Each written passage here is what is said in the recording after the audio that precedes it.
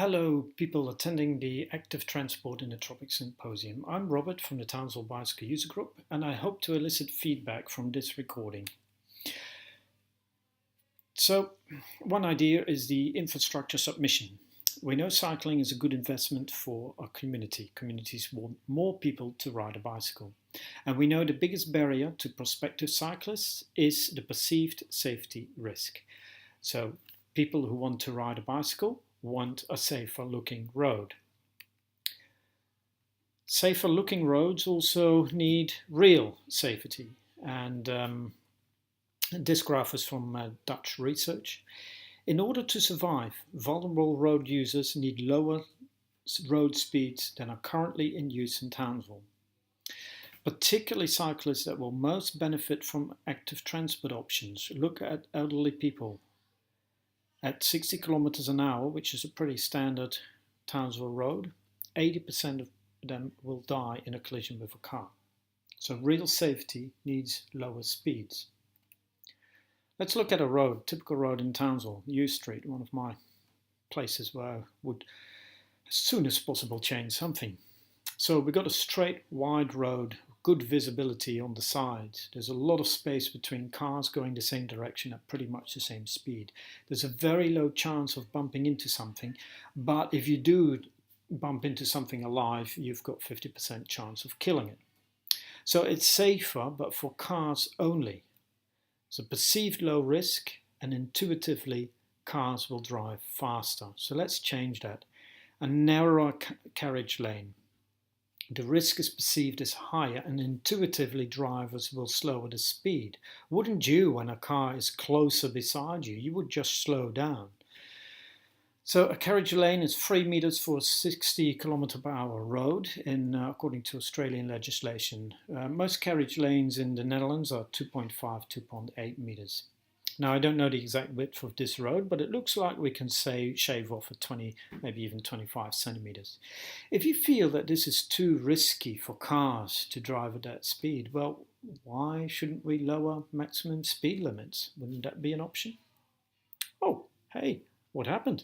We've recreated a bit of space. What can we do with it? We could create a buffer zone.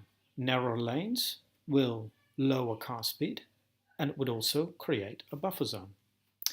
Would this make it more attractive to you to ride your bicycle? Would it look safer to you to ride your bicycle with a buffer zone like that in between you and the cars? My claim really is that the 1 meter rule fails in city traffic. And the Dutch don't do a 1 meter rule. They have now a standard in the road building to have a 50 centimeter infrastructure buffer zone. Look at that. It does feel safer like that, doesn't it? It's cheap, it's easy, it's in fact reversible if we hate the idea after all, but more likely we could improve on it, build on it. We cannot start with separated bicycle lanes. We cannot start with perfection. Rome was not built in one day, and neither was Dutch cycling infrastructure. Now, the other idea is to get children to ride to school. Of course, we need to improve infrastructure, but this may take a couple of decades. And even in the Netherlands, where there is brilliant infrastructure, Dutch parents are scared of letting their children ride to school. And actually, there's a slight drop in kids riding to school in the Netherlands as well. So what else can we do? We can, for instance, create a bicycle bus, which is not a physical bus, but it's a group of children cycling together to school, maybe under a fewer adults who can share responsibility. It's not much hardware involved, but it does take a bit of organization of schools and parents and people willing to get onto this. This picture is actually from Belgium, hence the helmets and the high visibility clothing. I think it would align better with the Australian view of cycling. But then the Dutch, the cool pedal bus. It is absolutely amazing, and I cannot imagine a kid who wouldn't want to go to school in one of these. Look at it. But a lot of hardware. I can't start to imagine the amount of paperwork and insurance and stuff it needs to get this on the road. But hey, we can dream. So where do we start practically? What are the kind of resources to availability, especially who are the resources? Who do you contact? How hard can this be to do the bicycle bus option? How hard can it be? I don't know. You tell me. Another idea to have research ideas, a little bit more out there, but we know that cycling improves the cardiovascular risk in adults, adults who ride to work. At a conference I was at, there was a lot of talk about diver fitness and measuring the maximum aerobic capacity as a measurement of their fitness, but specifically of their maybe underlying cardiovascular disease risk in divers. And during that, the idea came, well, can I prove that children who cycle to school are healthier than children who don't cycle to school? So the principle is easy, isn't it? You measure their aerobic capacity and you separate the kids into, kids who ride to school and kids who don't ride to school, and then maybe kids who do a lot of sports and kids who don't. And then you hope that you will get an answer like this, that you will get a very healthy riding sporty kid is very good, very high aerobic capacity, and a kid who doesn't do any sports and doesn't ride to school would be very limited, would be a big difference. And you would hope that a kid who's not sporty at all but who does ride to school would actually be as fit as a kid who does not ride to school but does a lot of sports. You would like to see that. But there was a lot of confounders. So firstly, how much is active? How much is sporty enough to be comparable? The answer, I don't know. Which age do you take?